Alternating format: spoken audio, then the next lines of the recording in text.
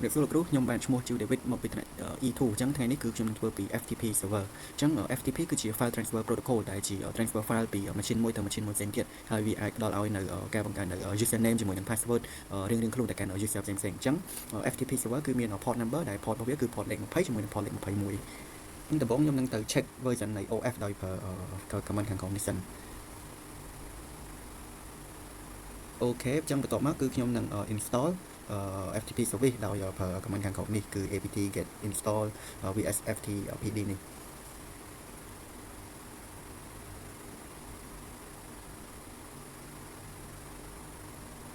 អូខេអញ្ចឹងនៅពេលដែល installation ហ្នឹងគឺបាន complete អញ្ចឹងបន្តមកទៀតគឺខ្ញុំនឹងទៅ check ជាមួយនឹង IP address របស់ខ្ញុំហើយនេះគឺជា IP address របស់ខ្ញុំអញ្ចឹងយើងនឹងទៅបើក browser ដើម្បី search វានៅក្នុង browser check FTP service របស់យើងហ្នឹងអញ្ចឹងយើងវាយមក FTP/ ជាមួយនឹង IP address ដែលយើងបានមិញហ្នឹងគឺយើង check ទៅអូខេអញ្ចឹងឃើញថានៅក្នុងហ្នឹងគឺ service ហ្នឹងគឺឲ្យយើងបំពេញ credential ដូចជា username ជាមួយនឹង password ហ្នឹងអូខេអញ្ចឹងឥឡូវហ្នឹងគឺខ្ញុំនឹងទៅបង្កើត username មួយដោយប្រើ command ខាងក្រោមនេះ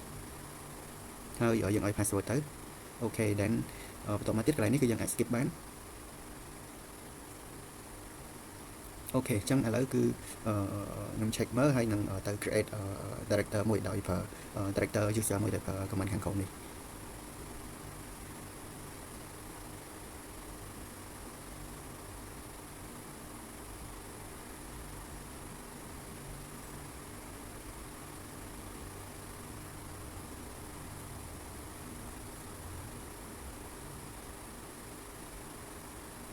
អូខេអញ្ចឹងនៅពេលដែល director យើងបានបង្កើតហើយគឺខ្ញុំនឹង restart FTP service ដោយប្រើ command ខាងក្រោមនេះគឺ system ctl restart នេះអូខេអញ្ចឹងបន្ទាប់ពីយើង restart ហើយឥឡូវខ្ញុំទៅ check ជាមួយនឹង FTP service របស់យើងនៅលើ browser ម្ដងទៀតហើយអញ្ចឹងយើងវាយ username របស់យើងមកដែលបង្កើតមុនហ្នឹងគឺ test ជាមួយនឹង password របស់យើងអូខេអញ្ចឹងកន្លែងនេះគឺយើងអាចឃើញ file demo មួយដែលយើងទៅបង្កើតមុនហ្នឹងណាជាមួយនឹង text file មួយទៀតនៅក្នុងហ្នឹងអញ្ចឹងមានន័យថា FTP របស់យើងគឺបង្កើតបានដោយជោគជ័យជម្រាបសួរលោកគ្រូខ្ញុំបានឈ្មោះធីមរដ្ឋារ៉ូខ្ញុំធ្វើទៅលើ DHCP server ដោយសារខ្ញុំបានបង្កើតវារួចរាល់នេះចឹងខ្ញុំគ្រាន់តែវាយ comment ដើម្បី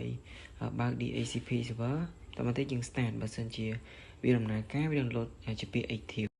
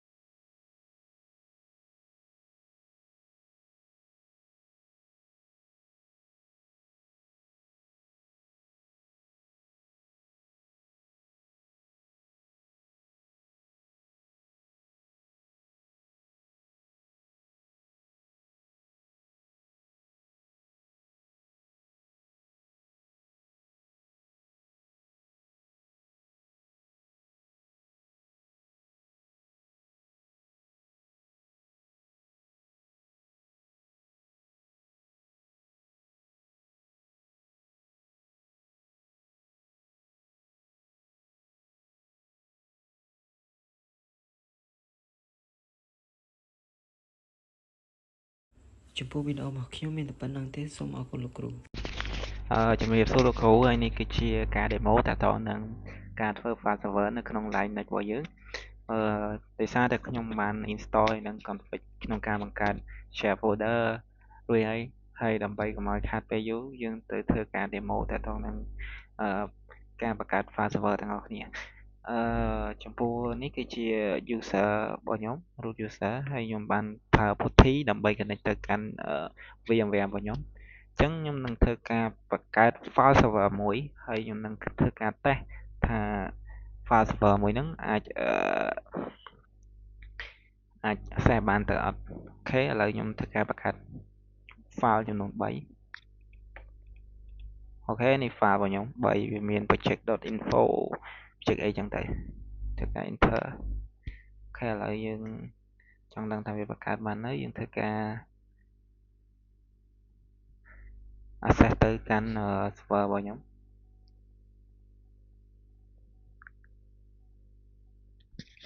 យើងធ្វើការ window on មក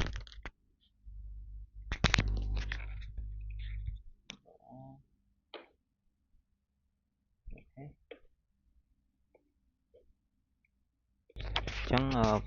ធ្វើការ window on មិញឥឡូវខ្ញុំ window on មកខ្ញុំ access ទៅកាន់ file server នៅក្នុង Linux របស់យើង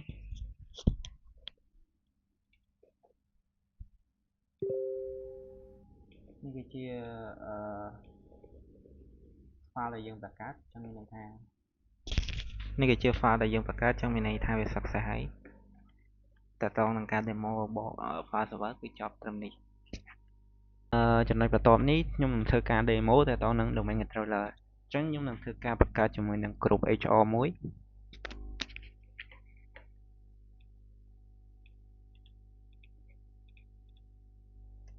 ធ្វើការបង្កើត group HR មួយហើយនៅក្នុង group HR នេះខ្ញុំនឹងបង្កើត HR staff អូខេហើយនឹងកំណត់ password វាកំណត់ password HR staff របស់យើង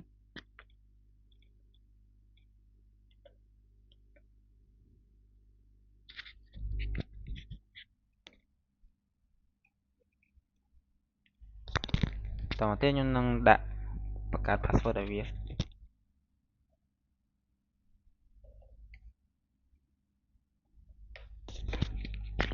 មកទៀតយើងនឹងបង្កើត Samba password ដើម្បី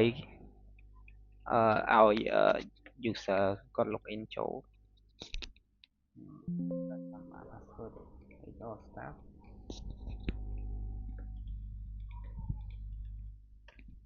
អូខេឥឡូវថែមវា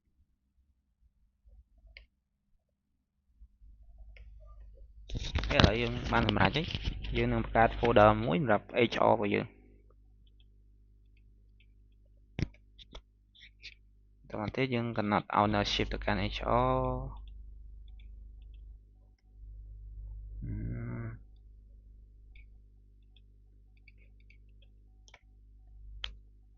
តមកទៀតយើងនឹងធ្វើការ config HR team របស់យើងហ្នឹងទៅកាន់ Samba របស់យើង scroll មកក្រោមមកអូខេនេះគឺជាអីដែលខ្ញុំបានបង្កើតពីមុនឥឡូវខ្ញុំផាសបានចូលបឿខ្ញុំនឹងធ្វើការ save វាខ្ញុំចុច control O ហើយ enter ហើយ control H ឥឡូវយើង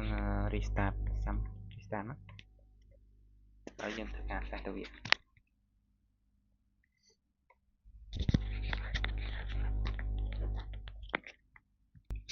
ចឹងយើងនឹងធ្វើការ access ទៅវាចឹងយើង window on មក window on អូខេនេះ HR department របស់យើងមិញហ្នឹងចឹងឥឡូវខ្ញុំចុចចូលមកអូវាឲ្យយើងវាយ password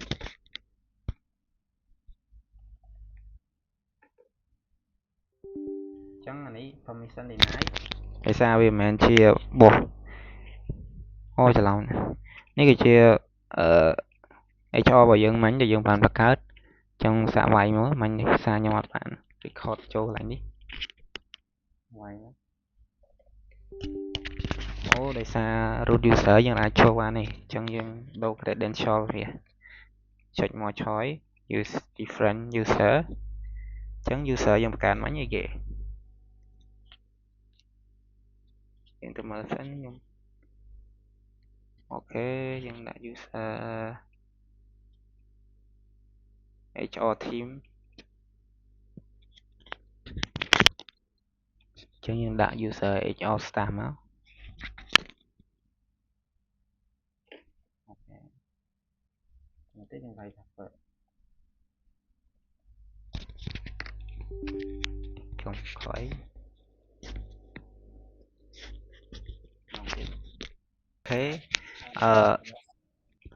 អូខេឥឡូវយើងធ្វើការ access ទៅកាន់ HR department របស់យើងនេះគឺជា HR department របស់យើងហើយយើងតោះតែយើងប្រើជាមួយនឹង user HR របស់យើងបានចូលកើតអូខេហើយចូលកើតអូខេឥឡូវធ្វើការតែម្ដងទៀតសាកប្រើ user ទៅយើងមើលវាចូលកើតអត់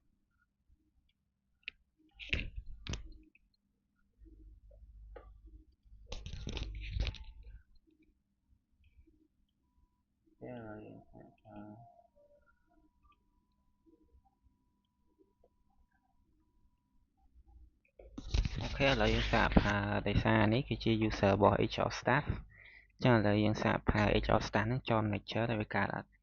អូខេឥឡូវដាក់ password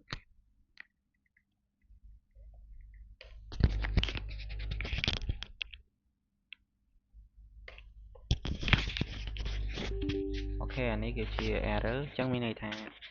domain controller របស់យើងដែរតើតើនឹងការ demo នេះគឺចប់ត្រឹមហ្នឹងអរគុណលោកគ្រូ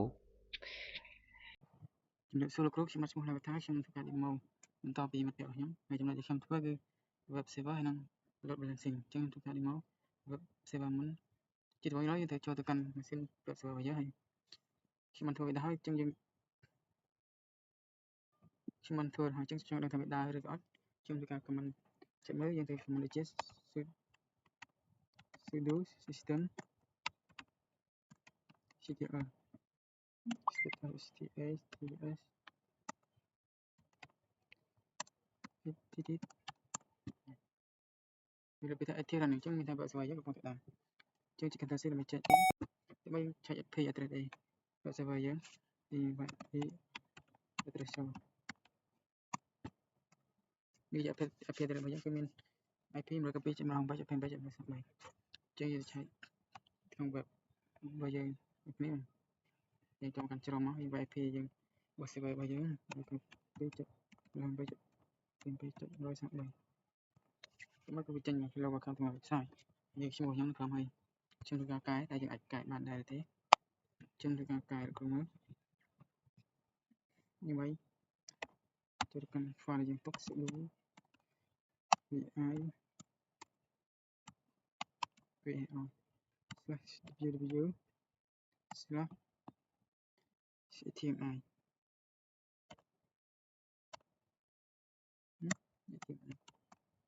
/html/index.html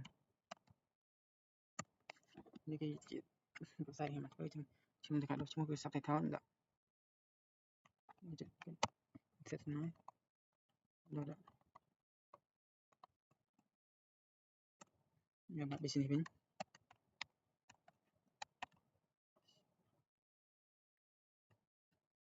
ទៅមក welcome to my website គឺដូរវិញដែរដាក់មក welcome to my business វិញ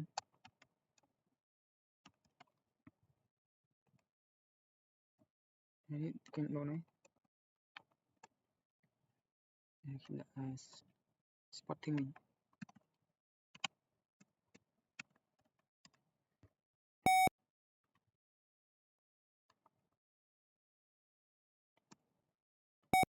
ជំនួសការ save វិញចុច escape ចុចពី WQ ទៅមានការ refresh website របស់យើងតែដូរដែរទេមកគឺវាដូរហើយខ្ញុំថា website របស់យើងគឺជោគជ័យទៅមកយើងទៅមកខ្ញុំទៅកាត់ចូលទៅកាន់ machine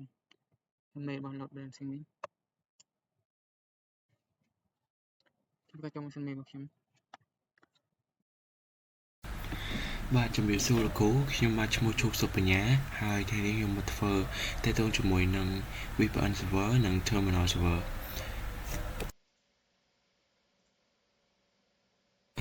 ហើយនេះគឺជា result របស់ខ្ញុំដែរគឺ VPN server របស់ខ្ញុំ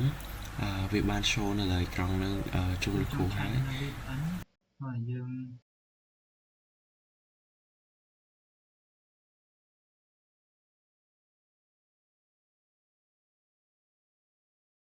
ประกาศវាម្ដងទៀតទៅហើយ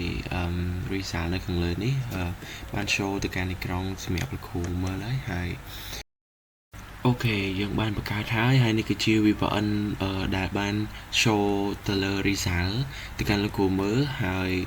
យើងបន្តមកទៀតយើងចូលទៅក្នុង terminal server របស់យើងមកតង់ទៀត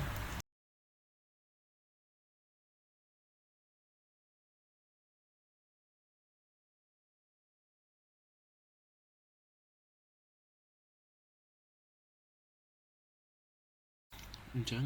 ដំបូងយើង clear ហើយដើម្បី check ទៅលើ SSH របស់វាគឺយើងត្រូវការ comment មួយនេះហើយយើងទៅ save ទៅលើ comment មួយហ្នឹងមកដោយសារតែ computer ខ្ញុំវា error បន្តិចហើយអូខេ check បានហើយនេះគឺជា terminal server របស់ខ្ញុំដែរហើយ terminal server ហើយ path របស់ខ្ញុំគឺមានតែ2 path ហ្នឹងទេលោកគ្រូខ្ញុំ show ទៅ result ទៅកាន់លោកគ្រូទេបាទអញ្ចឹងyes គឺយើងឆែក name ឆែកអីទៅតាម command line ដែលយើងបានរៀនហ្នឹងពីមុនមកជាមួយនឹង Linux ហ្នឹងទៅគឺឃើញហើយអញ្ចឹងផាតរបស់ខ្ញុំគឺមានតែពីរហ្នឹងទេលោកគ្រូបាទសូមអរគុណច្រើនលោកគ្រូបាទជំរាបសួរលោកគ្រូខ្ញុំឈ្មោះតុនសម្បូរមកពីថ្នាក់ E2 ថ្ងៃនេះខ្ញុំមានតទៅនឹងការធ្វើទៅលើ DNS server នៅក្នុង Linux នេះអញ្ចឹង DNS server ជាគេ DNS server ហ្នឹងវាដូចជា phone book សម្រាប់ internet ដែរគឺវា translate ពី domain name ហ្នឹងមកទៅជា IP address ហើយវាដូច google.com ទៅគឺវា intern ទៅកាន់ IP address ដូចជា 192.250.109.14 ចឹងទៅ so ដើម្បីយើងអាច system ហ្នឹងវាអាច connect ទៅកាន់ server បានចឹងលោកគ្រូនេះគឺជាការ describe ទៅលើ DNS server អញ្ចឹងបន្តមកទៀតយើងចូលទៅកាន់ការ testing នៅលើ server Jasper ហ្មងពេលដែលចូលមកដំបូងខ្ញុំសូមធ្វើការ test ទៅលើវាមួយសិនគឺយើងប្រើ NS lookup ហ្នឹងso ខ្ញុំ input ទៅលើ NS lookup ទៅលើ lab របស់យើងដែលយើងបានបង្កើតហ្នឹង so នៅក្នុងនេះគឺវាស្គាល់ធម្មតាមានទៅលើ server ហើយនឹងទៅ address ហើយបន្តមកទៀតខ្ញុំសូម test ទៅកាន់ជា worldwide តែហ្មងលោកគ្រូអញ្ចឹងខ្ញុំសូម input ហើយនៅក្នុង worldwide នេះក៏វាស្គាល់ server យើងដែរគឺមាន server ហើយនឹង address ទាំង local របស់យើងហើយទាំង worldwide ដូចគ្នាលោកគ្រូហើយបន្តមកទៀតខ្ញុំធ្វើការ test ទៅលើម៉ាស៊ីន VP របស់យើងអូខេខ្ញុំសូមវាយទៅលើ call http ហើយនឹង lab local ដែលយើងបានធ្វើហ្នឹងហើយបន្តមកទៀតខ្ញុំសូមធ្វើការ test ទៅលើ website របស់យើងហើយការ test នេះដែរគឺយើង test បែបរបៀបជា worldwide ហ្មងណាហើយបន្តមកទៀតគឺវា list មកលើ domain ដែលយើងបាន create ធម្មតាដែរទេលោកគ្រូហើយបន្តមកទៀតគឺខ្ញុំធ្វើការ ping ទៅកាន់ lab របស់ខ្ញុំមួយទៀតហើយខ្ញុំ ping នេះ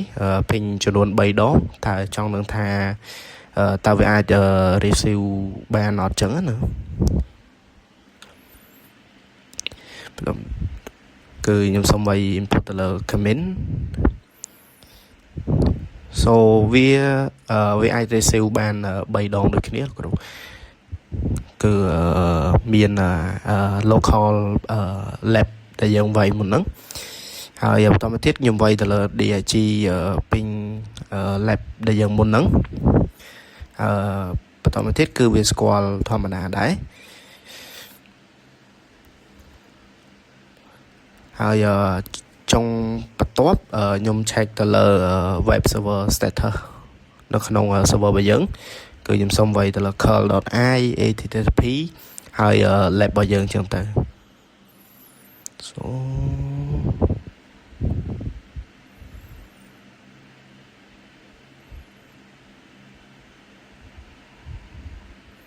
ខ្ញុំ input curl.i http ហើយ